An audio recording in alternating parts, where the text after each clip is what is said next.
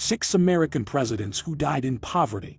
1. Thomas Jefferson. Jefferson spent his entire life in debt. He indulged in fancy clothing and fine wines. He maintained his grand Monticello estate. He borrowed money from everyone, even his slaves. In 1774, Jefferson inherited debts from his father-in-law. He went on to co-sign numerous loans. When he couldn't pay off his old loans, he took out new ones. In 1826, the Virginia legislature sponsored a lottery for his belongings. It only raised a fraction of what Jefferson needed. He died the same year, $100,000 in debt. 2. James Monroe. Monroe lost most of his money while in office. He had to cover his own expenses. Travel, staffing, lodging, and everything else was paid out of his pocket. Then he decided to refurbish the White House. It consumed funds far beyond his budget of $50,000. Monroe died in 1831, deep in debt. 3. Ulysses S. Grant.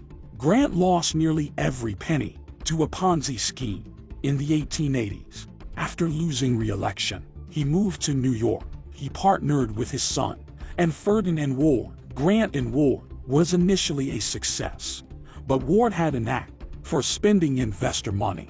In 1884, the firm went bankrupt. Grant turned to writing to provide for his family. He also sold his personal belongings to pay the bills. In 1884, he was diagnosed with throat cancer. He started writing his memoir to secure his family's future. He passed away shortly after completing it in 1885. Grant didn't live to see its success, but the book allowed his family to live comfortably. 4. James A. Garfield. Garfield grew up in a log cabin with 4 siblings. He paid his way through college by working as a carpenter and janitor.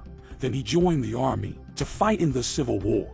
Garfield served 8 terms as a congressman. He received a salary of $5,000 to $7,500 a year. His big break came when he was elected president in 1881, but he was assassinated just 6 months into office.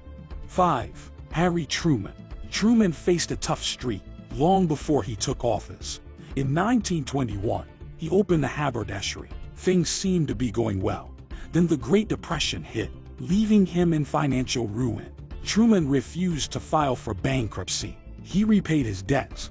In the 1930s, his determination paid off when he took office. In 1945, after his term, he returned to his humble home in Independence, Missouri. Truman had no significant savings or support. He stretched his $112 a month Army pension. He sold his own letters to make extra money. In 1958, the former President's Act was passed. Truman finally received a presidential pension. 6. James Madison. After leaving office, Madison returned to Montpelier. His plantation in Virginia wasn't far from Jefferson's Monticello. Madison inherited a considerable fortune from his father, but the plantation struggled. After tobacco prices plummeted, his grandson was an avid gambler. Madison had to financially support him. He died in 1836, leaving his wife Dolly $30,000. The sum wasn't enough to keep her going. She sold Montpelier, along with its slaves and furnishings, in the 1840s.